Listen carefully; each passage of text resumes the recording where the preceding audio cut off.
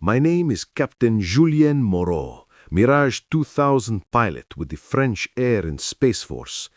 I'm not some wide-eyed lieutenant fresh out of flight school. I've been in the cockpit for more than 15 years, with thousands of flight hours logged on one of the most beautiful and capable fighters ever built by France. The Mirage 2000 has taken me through peacekeeping missions over Africa, combat air patrols in the Sahel, and countless training deployments across Europe and beyond. I know its every quirk, every sound, every limit. When I strap in, it's like putting on a second skin. Over the years, I've flown in dozens of major NATO exercises. I've gone knife-edge against Eurofighter Typhoons in brutal turning fights over the English Channel, launched mock MRAMs at American F-16s during large force employments in the Nevada desert, merged with our own Rafales in internal French competitions that left everyone bruised but proud, and even danced with Swedish Gripens in the cold skies over the Baltic. Each time, I came away convinced that I understood what modern air combat was really about: situational awareness, energy management, aggressive maneuvering, and above all, the pilot's judgment. Stealth technology? Of course I'd heard about it. The Americans never stopped talking about their F-22 Raptor and the then-new F-35 Lightning II. Low observable airframes, reduced radar cross-section, internal weapons bays, impressive specifications on PowerPoint slides. But in my mind, stealth was just one factor among many. It might give you an initial advantage, sure, but once the fight merged, once the missiles were gone and the guns came into play, raw flying skill and aircraft performance would decide the outcome. The pilot is what matters, I used to say in the squadron bar after a long day of debriefs. The airplane is only a tool. A skilled hand can make any good machine dangerous. That was the French way, and I believed in it deeply. We train our pilots to think independently, to make decisions quickly without waiting for a distant controller or a data link to tell us what to do. The Mirage rewards that mindset, its agility, its instantaneous response, its ability to outturn almost anything in a close-in fight. When the invitation came for that major multinational exercise involving U.S. forces, I respected the Americans as allies and professionals. Their budget is enormous, their technology cutting edge, their training opportunities unmatched. But I didn't put them on a pedestal. I had flown against their fourth-generation fighters many times and more than held my own. I figured their stealth platforms were impressive, yes, but ultimately overhyped. After all, no technology is perfect. There are always countermeasures, tactics, ways to level the field. My squadron arrived confident. We briefed thoroughly, reviewed tapes from past engagements, sharpened our procedures. I genuinely believed the Mirage 2000, combined with French air combat doctrine and experienced pilots, would be competitive.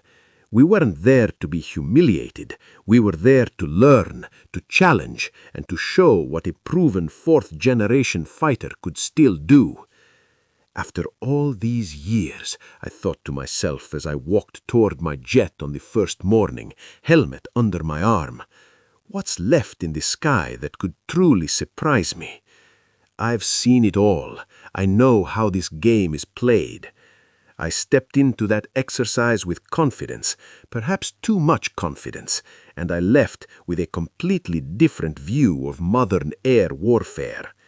That single week forced me to confront something I hadn't expected, the possibility that the fundamental nature of aerial combat had shifted while I was busy perfecting the old rules. Stealth technology wasn't just a feature, it was a revolution, and facing it for real, not in theory or briefings, but in the unforgiving arena of simulated combat, shook me to my core. This is my confession. not of defeat in a dogfight. I've lost plenty of those and worn them as badges of learning, but of realizing too late that I had been fighting yesterday's war, while others were already winning tomorrow's. To us French pilots, the Mirage 2000 is not just an aircraft. It is a legend, a love affair, a source of deep national pride. Every time I walk up to it on the flight line, I still feel that rush, the sleek lines, the delta wing, the single, powerful engine. It looks fast even when it's sitting still. Climb the ladder, drop into the seat, and the cockpit wraps around you like it was built for your body alone. Canopy down, engine start, and the SNECMA M53 comes alive with a deep, satisfying growl that turns into a thunderous roar when you light the afterburner. Push the throttle forward in mil power, and the acceleration presses you back instantly. No lag, no hesitation. Kick in the burner, and it's violent, almost primal. You're pinned to the seat as the jet surges ahead, the horizon falling away. That feeling never gets old. The Mirage talks to you through the controls. The fly-by-wire system is beautifully tuned, precise yet forgiving. Pull the stick and the delta wing bites hard, letting you sustain 9 Gs in a turn without bleeding energy too fast. It's honest. If you mishandle it, it will let you know immediately, but reward good inputs with incredible responsiveness. In a hard brake turn, you feel every shift in airflow, every change in load factor. It's raw, direct flying, the kind that makes you feel truly connected to the machine. Our radar, the RDY in the later variants, is solid, with good detection range and reliable tracking even in look-down clutter. The IRST sensor on the nose gives us passive search capability, perfect for silent hunting. Armament is versatile, Mika missiles for beyond visual range shots, active radar or infrared variants, and the trusty Magic 2 for close-in knife fights, one of the best high off-bore sight heat seekers ever made. The gun, the DEFA 30mm, still packs a punch when things get really close. French air combat doctrine has always emphasized the pilot as the center of gravity. We train for independence and initiative. You don't wait for a ground controller or a distant AWACS to spoon-feed you every move. You assess, you decide, you act. Data links exist, of course, but they support the pilot, not replace him. Formations are flexible, designed to allow individual judgment. This philosophy suits the Mirage perfectly. It's a jet that thrives when flown aggressively by a thinking pilot. I've lived that doctrine in exercise after exercise across Europe. High-altitude intercepts over the Mediterranean with Italian partners, low-level strikes in the mountains of Switzerland, large force battles in the wide open skies of Poland. We've practiced reading the sky, using cloud cover, sun position, terrain masking. We've honed energy fighting, rate fighting, angle fighting. Against Typhoons, Gripens, F-16s, we've won more than we've lost. Even against our own Rafales in internal training, we've given them headaches with pure Mirage agility. The Mirage doesn't need to be invisible to be deadly, I used to think while pre-flighting the jet. It just needs a pilot who sees the enemy first and maneuvers smarter. Spot them at the right moment, close decisively, and the fight is yours. Before that multinational exercise with the Americans, my squadron was in top form. We'd just come off a strong performance in a European air meet, topping the scoreboard in several categories. Morale was sky high. We studied the threat briefings, reviewed tactics against fifth-generation platforms, but deep down, we believed we were ready. The Mirage had proven itself in real combat, Libya, Mali, countless patrols. It wasn't obsolete, it was timeless. We arrived at the host base confident, almost eager. The Americans were bringing their best toys, including the stealth jets we'd heard so much about. Fine, let them come. We'd show that a classic fourth-generation fighter, flown the French way, could still dominate. Looking back, that confidence felt justified at the time. We loved our Mirage fiercely. It had never let us down, and we believed, truly believed, that no amount of technology could fully replace skill, instinct, and the will to win. We were about to learn how wrong that belief could be. The exercise kicked off with a massive briefing in a hangar packed with pilots from half a dozen nations. The American liaison officer walked us through the day's scenario: large force employment, offensive counter-air sweeping ahead of a strike package. Blue forces, us, versus red. The threat briefing listed F-15Es, F-16s, some legacy Hornets, and then, almost as an afterthought, additional low observable platforms, F-22s and F-35s. We French pilots exchanged glances but didn't dwell on it. We'd seen those slides before. The real threats, in our minds, were the fourth-generation jets we knew inside out. We spent most of the briefing refining our own tactics: how to support the package, how to handle expected BVR engagements turning into dogfights, how to exploit the Mirage's superior instantaneous turn rate if things merged close. Afterward, in the ready room, the mood was upbeat. "Same old game," one of my wingmen said, taping a kneeboard card to his leg. "They'll come high and fast with Eagles. We'll crank and flank, force them defensive." We nodded. Stealth jets? Sure, they'd be there, but probably in limited numbers, playing a supporting role. We weren't losing sleep over them. We launched in 2 4-ships, climbing out under a clear sky, the Mediterranean sparkling far below. AWACS checked us in immediately, giving initial vectors toward the threat axis. "Picture clean for now," the controller reported. We spread into combat spread, radars sweeping, data links sharing basic situational awareness with the rest of Blue Force. Minutes ticked by. The threat axis approached. I expected the usual early detections, distant radar returns popping up as red fighters pushed forward aggressively. That's how these exercises normally go. Early commits, long-range shots, then resets. But the sky stayed eerily empty. My RDY radar showed nothing but occasional clutter from the sea below. No spikes on the RWR. No distant contacts passed from AWACS.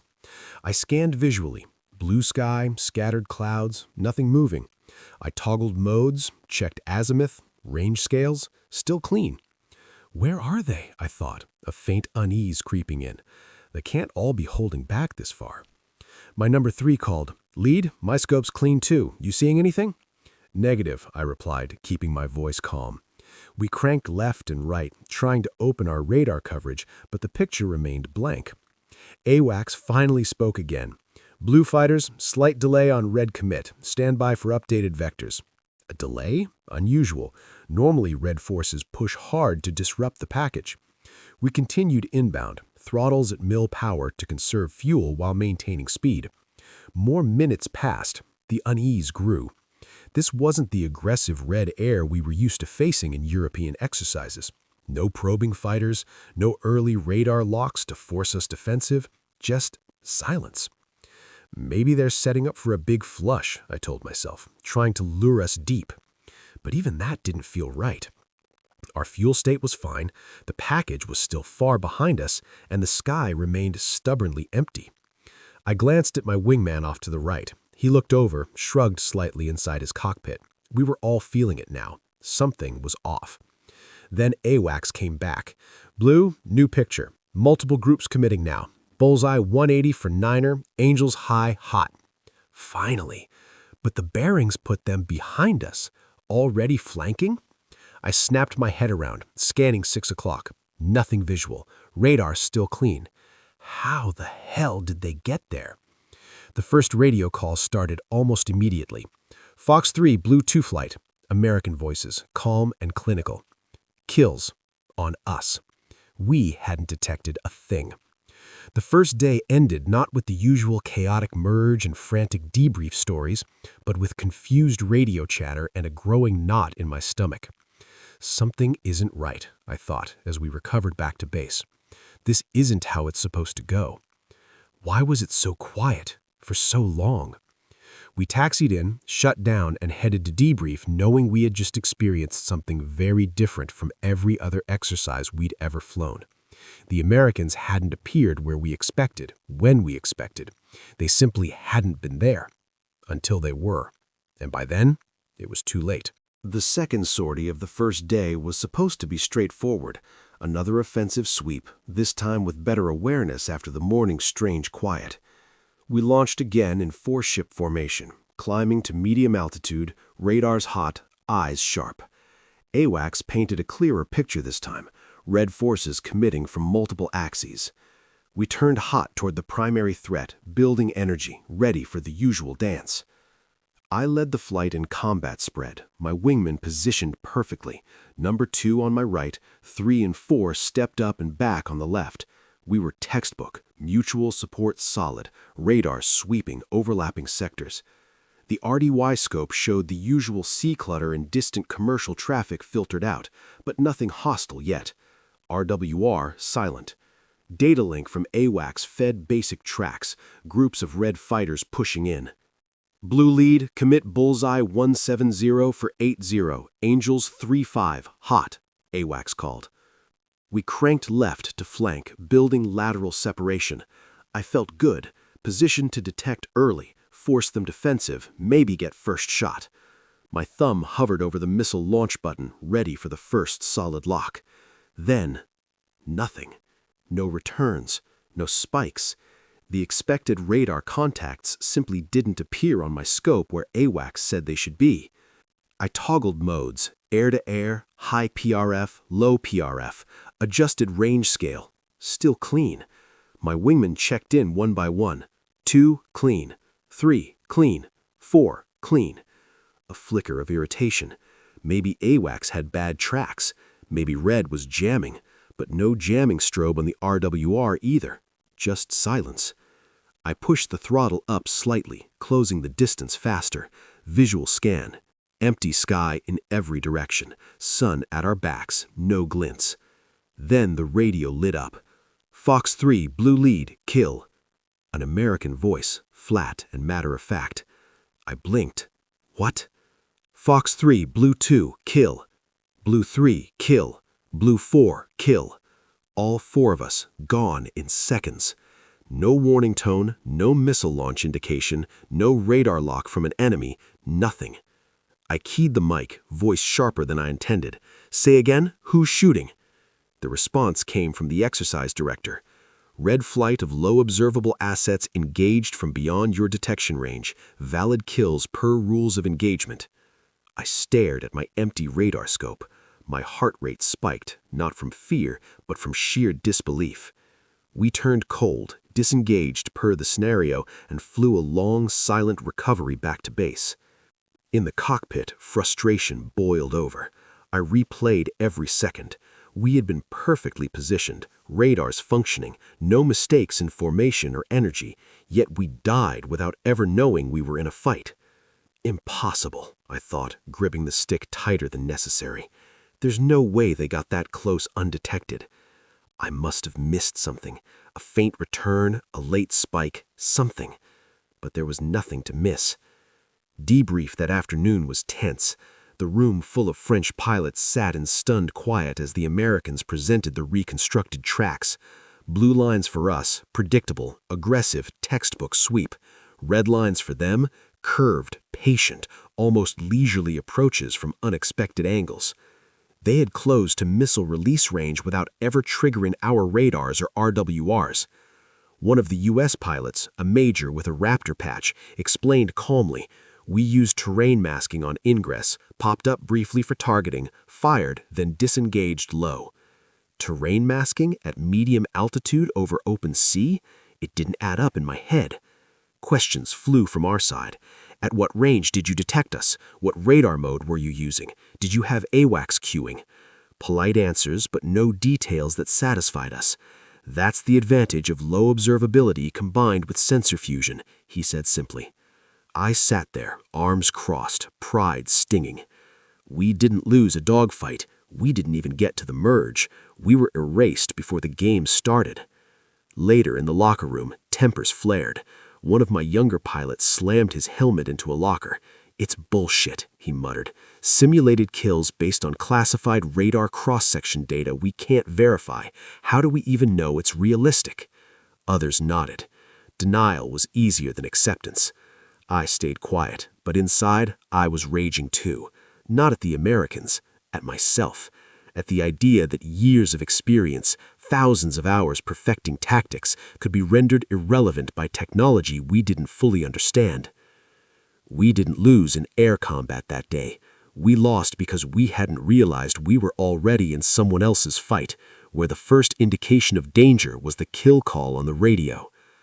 As I walked out into the evening light, staring at the flight line where our Mirages sat gleaming and proud, a bitter thought settled in. We weren't outflown, we were outthought, out-engineered, and we never saw it coming. That first real encounter with true stealth wasn't a battle, it was an execution, clean, silent, and utterly humbling. For years, I had carried a simplified idea of stealth. It's mainly about reducing radar cross-section, RCS, making the aircraft hard to detect of long range. A smaller blip on the screen, delayed detection, maybe a few extra seconds to get the first shot. Counterable with better radars, lower frequencies, passive sensors, or smart tactics. In briefings, we nodded knowingly. Yes, the F-22 has very low RCS from the front, but from the side or rear it blooms. Fly smart, force the aspect, and the advantage disappears. That was the theory I lived by. Comfortable, reassuring theory.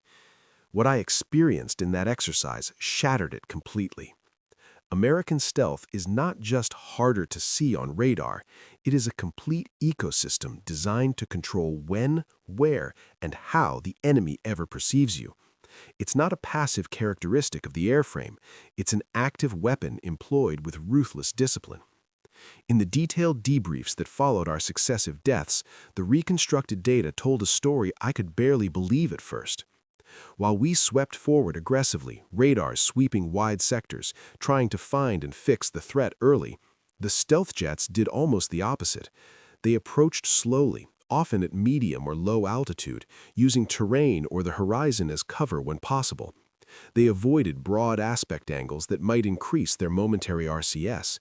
They minimized transmissions, no radar emissions, no data link uplinks that could betray position. Their onboard sensors, passive infrared, advanced electronic support measures, and fused data from off-board platforms gave them exquisite situational awareness without ever radiating. AWACS or ground radars, or even other stealth assets quietly fed targeting quality tracks to them over low probability of intercept links. They didn't need to see us with their own radars until the very last moment, if at all. We, on the other hand, were broadcasting our presence constantly. Radars emitting, RWRs listening, occasional voice calls or data link pings. To them, we were a blazing bonfire in a dark field. They knew exactly where we were, our heading, altitude, speed, long before we had even the faintest clue they existed. The kill shots came not because they suddenly appeared and outflew us, but because they had maneuvered the entire engagement zone into what one American pilot casually called a denied volume. They lured us, without us realizing it, into corridors where escape options were limited, where our energy state was predictable, where supporting assets were too far to help. One replay showed an F-22 flight approaching from our 6 o'clock low, using the curvature of the earth and sea clutter to stay hidden. They climbed only briefly to get a clean infrared look, fired Mika-equivalent AMRAAMs with full no-escape parameters, then descended again and turned cold. The entire evolution took minutes, with zero radar emissions from their side until perhaps the terminal guidance phase, if even then. We flew right into the trap because we were looking in the wrong place, at the wrong altitude, expecting the wrong behavior. This wasn't classic air combat, two fighters spotting each other, committing, managing energy, merging if necessary. This was networked, information-dominated warfare, where one side decides the geometry of the fight long before the other side knows a fight is happening.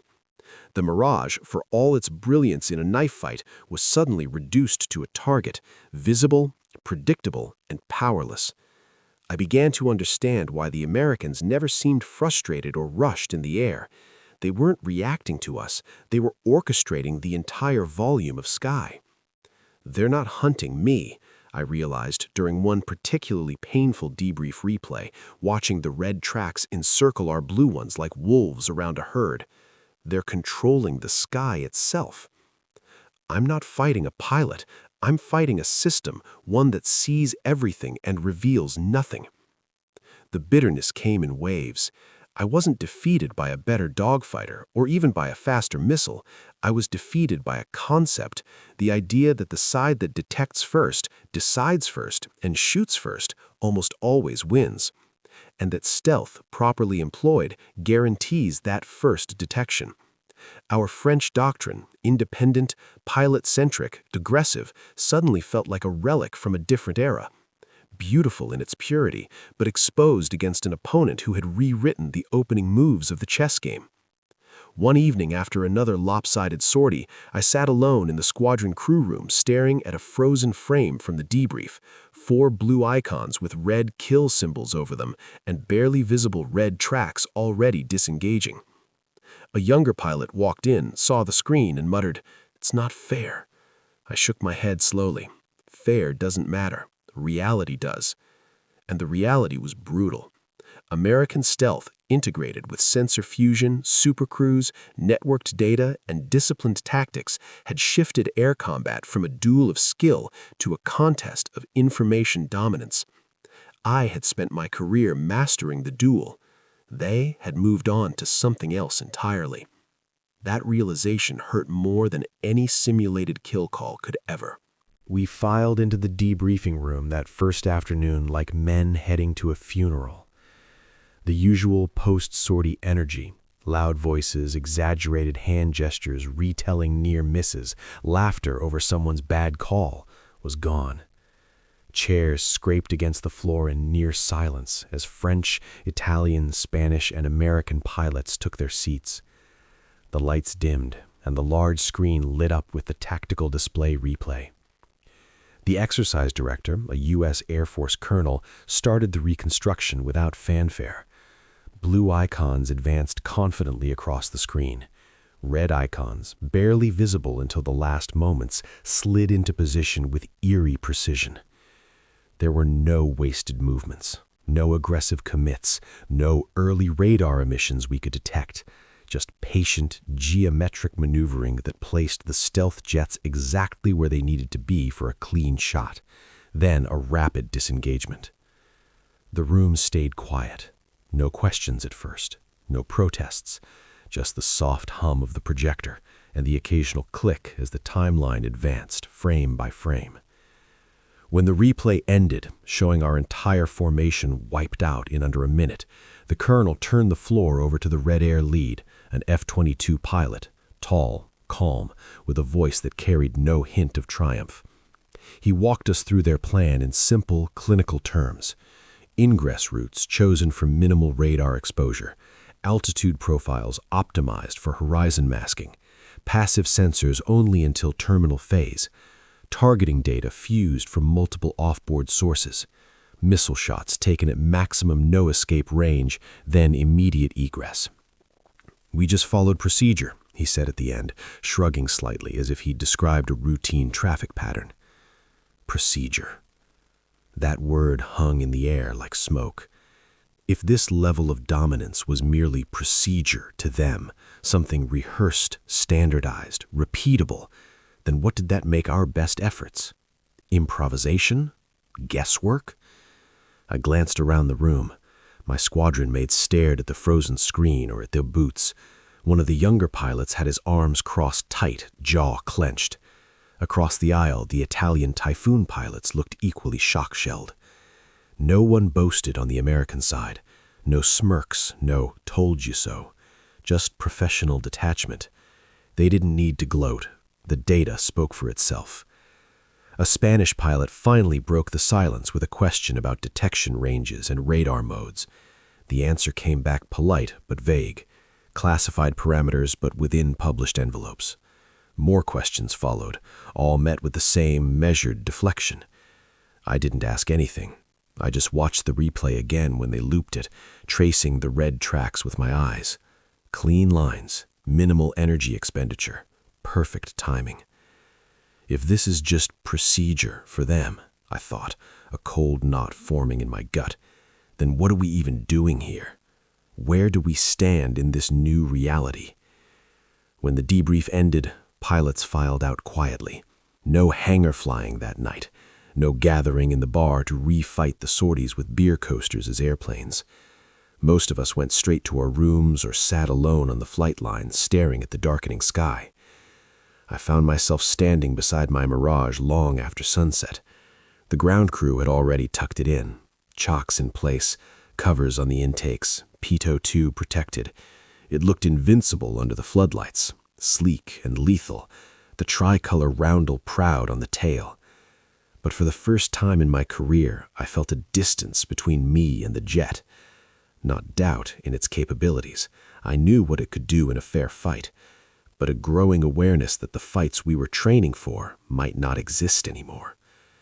The silence in that briefing room was louder than any victory cheer I'd ever heard. It wasn't humiliation from mockery. It was the silence of realization. We had just witnessed a gap, not in skill, not in courage, but in the very framework of air combat. And the Americans hadn't widened that gap through arrogance. They had done it through quiet, relentless procedure. That scared me more than any dogfight ever had.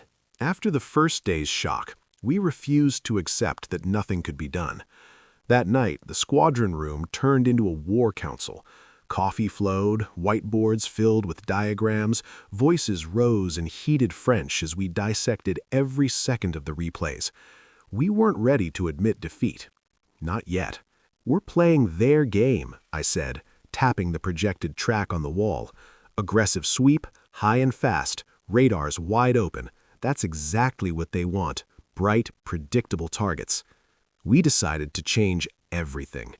New plan? Fly low, very low, skimming the waves to complicate their look-down radars and force them to come down into our envelope.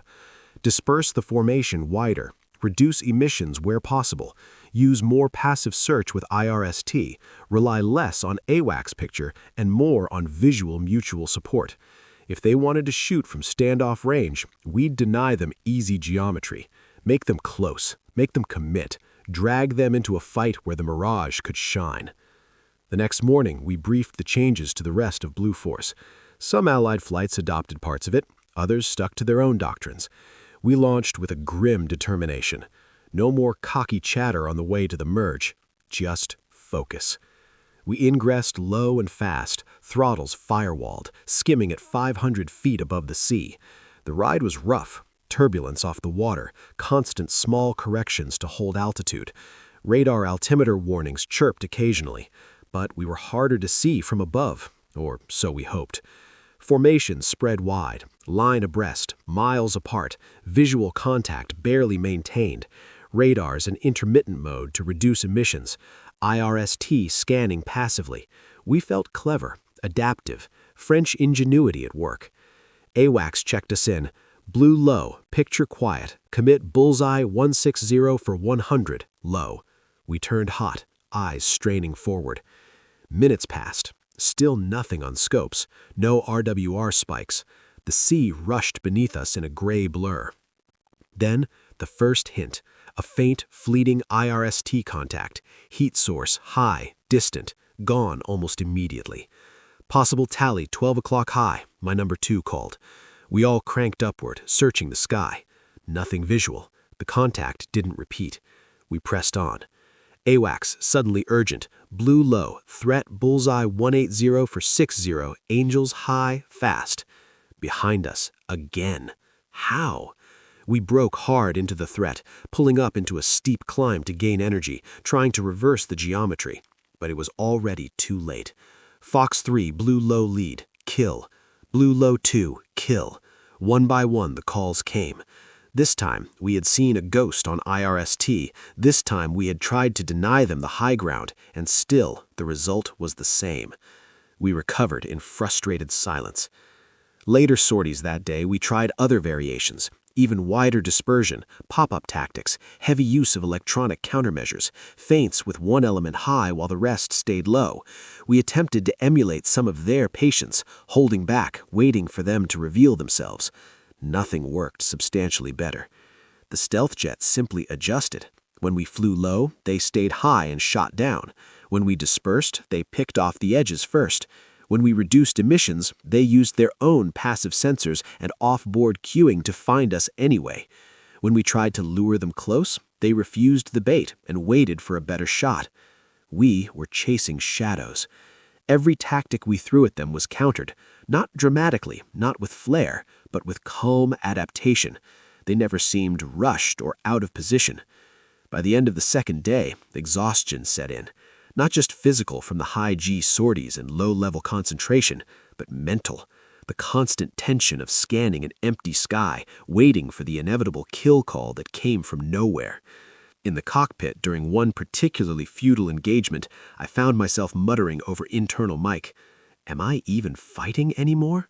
Or just searching for an enemy that refuses to appear? If I can't see him, if I can't force him to engage on my terms, what control do I really have?" Back on the ground, the mood in the squadron had shifted from anger to something quieter, more troubling. No more slamming lockers or loud complaints, just tired acceptance creeping in. We had tried to adapt. We had used every trick in the French playbook and invented a few new ones on the fly. And it hadn't been enough. Not even close. The Mirage was still fast, still agile, still lethal when it got into a visual fight, but we weren't getting into visual fights. We were being erased long before the arena even formed. That night, lying in the dark of my temporary quarters, listening to distant jet noise from night sorties, I realized the deepest frustration wasn't losing. It was the growing feeling that we were no longer the hunters. We had become the hunted, and we didn't even know where to look. By the third day, something shifted in my perception. The initial anger and denial had burned off, leaving a clearer, almost reluctant admiration. It wasn't the technology alone that was beating us. It was the way the American pilots flew it. I had expected fifth-generation pilots to be almost passengers, over-reliant on automation, heads buried in helmet displays, letting the jet's computers do the thinking. Technicians in flight suits. That stereotype made it easier to dismiss the platform. Sure, the jet is invisible, but put a real fighter pilot in it and see what happens. Reality was the opposite. The F-22 and F-35 pilots we faced were extraordinarily disciplined, patient in a way that bordered on unnatural for fighter pilots. Where we instinctively pushed forward aggressively, seeking the earliest possible detection and commit, they hung back. They waited. They let the situation develop until the geometry was overwhelmingly in their favor. No ego-driven need to be the first to tally or the first to shoot. They trusted their systems completely, not because they were lazy, but because the systems had earned that trust through years of rigorous training and validation. Sensor fusion gave them a God's-eye picture without forcing them to radiate or maneuver predictably. They could fly conservative energy profiles, loiter at supercruise if needed, and still dominate timing.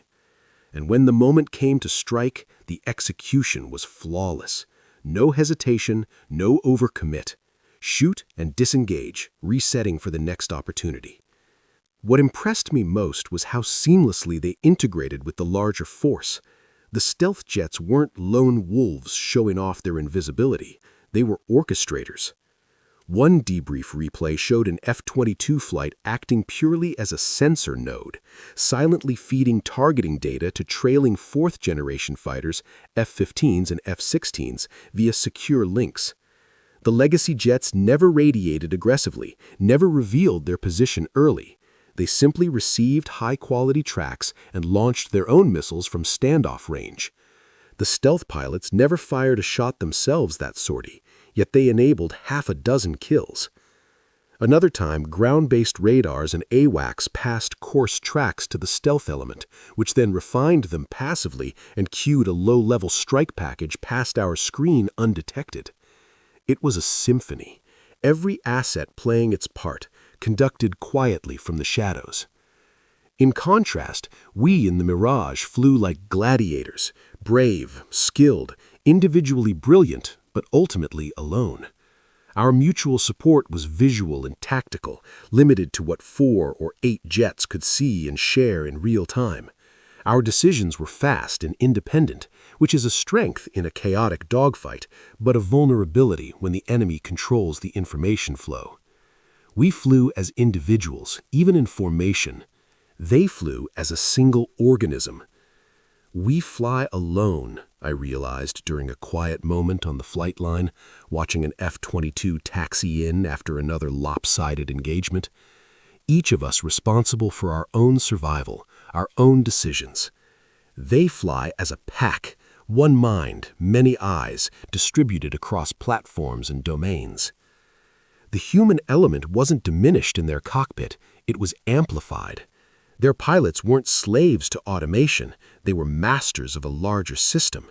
They had the discipline to resist the natural fighter pilot urge to charge in, because they knew patience would be rewarded tenfold.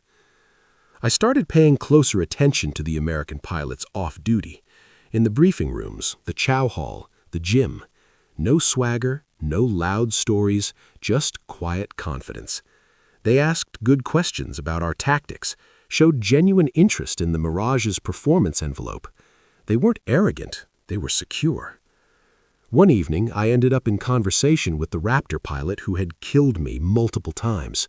Over coffee, I asked bluntly, "How do you stay so patient up there? I'd be climbing the walls waiting that long." He smiled slightly. "We train for it. Every sortie, every sim. The jet lets us wait without bleeding energy or revealing position. And we know that if we do it right, the shot we get is almost unanswerable. So why rush a mediocre opportunity when a great one is only minutes away?" Simple, logical, devastating. That conversation stuck with me. The real power of American stealth wasn't the angular airframe or the radar-absorbent materials. It was the marriage of that technology with pilots who had completely internalized a new way of fighting. Patient, networked, disciplined beyond anything I'd seen. They hadn't just built invisible jets, they had built invisible teams. And we, for all our skill and pride, were still fighting as courageous individuals against a unified, unseen whole. That was the moment I began to truly respect, not just fear, what we were facing. It happened on the 4th evening, after yet another day of lopsided results. I was sitting alone on a bench outside the squadron building, watching the sun set over the flight line.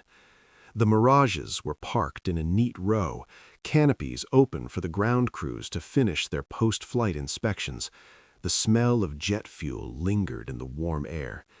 Everything looked normal, familiar, comforting, but nothing felt the same anymore. I replayed the week in my head, not the individual kills or tactics, but the pattern. Every adjustment we made, every clever idea we tried had been anticipated or rendered irrelevant. We weren't being outflown in the traditional sense. We were being out-evolved. I didn't blame the Mirage. It was and remains a magnificent fighter, agile, reliable, lethal in the environment it was designed for. Our pilots were sharp, experienced, courageous. No one had made stupid mistakes. No one had lacked aggression or skill. The problem wasn't the tool or the hand holding it. The problem was that the entire model of air warfare we had mastered, the visual, energy-based, pilot-centric duel, was no longer the dominant paradigm. A new model had emerged. Information-dominant, networked, stealth-enabled, where the first solid detection almost always decided the engagement. And we were a generation behind. That realization didn't come with anger anymore. The frustration had burned out. What replaced it was a quieter, heavier emotion, sadness mixed with a strange relief. sadness for the era that seemed to be closing, the pure joy of the close-in fight, the satisfaction of outturning an opponent through skill and feel, the romance of the lone fighter pilot imposing his will on the sky. Relief, because finally admitting the gap freed me from the exhausting pretense that we could fully close it with just better tactics or more aggression. I thought about the younger pilots in my squadron, the lieutenants who idolized the Mirage the way I once had, who dreamed of epic dogfights and victory rolls. What future were we preparing them for? One where their incredible flying skills might never be tested because the fight ended long before visual range? My pride took the hardest hit. Not the pride in France or the Armée de l'Air, but the personal certainty that I understood the essence of air combat. I had built my identity around that certainty. Thousands of hours, countless exercises, real operations, all reinforcing the belief that I was at the top of my profession. Now I saw how fragile that belief had been. Confidence is different from arrogance, I told myself, staring at the silhouette of my jet against the orange sky. I had the first. I mistook it for immunity from surprise. And I was wrong. I'm not ashamed of losing simulated engagements. In training, losing is how you learn. I've been killed hundreds of times before and worn those lessons proudly.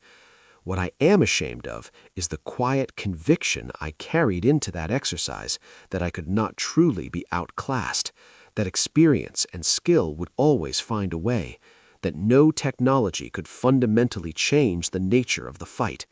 That arrogance, subtle, professional, born of years of success, was the real defeat. Admitting we were a generation behind didn't mean surrendering, it meant waking up. France is already moving forward, the Rafale with its advanced sensors and networking, the future combat air system on the horizon. We are adapting, integrating, learning from allies who have sprinted ahead. But that week forced me to accept a hard truth. Mastery of yesterday's war is not mastery of tomorrow's. I stood up, walked over to my Mirage, and ran my hand along the cool metal of the wing leading edge. I still loved it fiercely. It had carried me safely through real danger, given me moments of pure exhilaration no other machine ever could. But I no longer saw it as the ultimate expression of air power. It was a bridge, a beautiful, proud bridge between the old world and the new. And I had finally stepped off it onto unfamiliar ground. That moment of admission wasn't defeat. It was the beginning of real understanding. The exercise ended on a Friday, with a final large force event that, predictably, ended in another decisive red victory. Handshakes all around, polite congratulations, joint photos in front of the flags. Everyone played the NATO ally role perfectly. But as we packed our bags and prepared to fly home, the real debrief began in our heads. That first night back on French soil, I couldn't sleep. I lay in the dark of my quarters at the base, staring at the ceiling, the roar of a late-night Rafale patrol rumbling overhead. My body was exhausted, but my mind refused to shut down. I kept seeing the replays, those clean red tracks gliding into position while our blue icons pushed forward blindly. I kept hearing the calm American voice on the radio, Fox 3, kill. And the questions started flooding in, one after another, relentless. What does the future of air combat really look like? If stealth and networking have shifted the advantage so decisively, what role remains for the pure fighter pilot? Will the next war be decided by who sees first from 100 miles away, with pilots reduced to system managers executing pre-planned shots? Or will there still be room for instinct, aggression, the raw feel of hard turn at 9 Gs? I thought about the Mirage, sitting outside on the line under the floodlights. Still beautiful, still deadly in its domain. But that domain felt smaller now. What happens when the Rafale becomes the legacy platform in 10 or 15 years? And whatever comes after, FCAS, sixth-generation systems, will we finally catch up, or will the gap simply move forward again? I wondered about the human element. We train pilots to be decisive, independent, bold. Those qualities win dogfights and save lives in chaos. But against an opponent who punishes boldness with invisibility, do we need to retrain an entire generation to be more patient, more trusting of the network, less eager to close and merge? And the hardest question, how do we prepare young pilots for a world where their incredible stick and rudder skills might rarely be tested, where the greatest danger isn't a skilled enemy in a turning fight, but an unseen missile launched from beyond the horizon? How will we fly in the future? I asked the darkness. Low and fast, hugging terrain, hoping to survive the first salvo, or fully networked, dependent on data links and off-board sensors, flying as nodes instead of knights? And where do we start relearning? From the Americans who are already living it? From our own programs that are still catching up? I respected them now, not just their technology, but their vision. They hadn't waited for the rest of the world to agree that stealth and networking were the future. They had bet everything on it decades ago and built an entire ecosystem around the concept. Budget battles, political fights, technical risks, they endured all of it to get where they are today. We in Europe talked about cooperation, about shared programs, about balancing capabilities. They simply built the future they believed in and proved it worked. That respect wasn't born of envy or resentment. It was the recognition of someone who had seen the leading edge up close and understood how far ahead it truly was. I eventually drifted into uneasy sleep, but the questions followed me into the weeks and months after. They shaped conversations in the squadron, influenced our training syllabi, colored every briefing on future capabilities. The exercise ended, but its impact hadn't. It forced us to look honestly at where we stood, not just as French pilots, but as a part of a larger alliance facing evolving threats. And it reminded me that staying relevant in air power isn't about defending the past, no matter how glorious. It's about having the humility to learn from those who are already flying tomorrow. Months have passed since that exercise. I'm back in the cockpit regularly, flying the Mirage on routine patrols, training missions, the occasional alert scramble. The jet feels exactly as it always has, responsive, alive, exhilarating.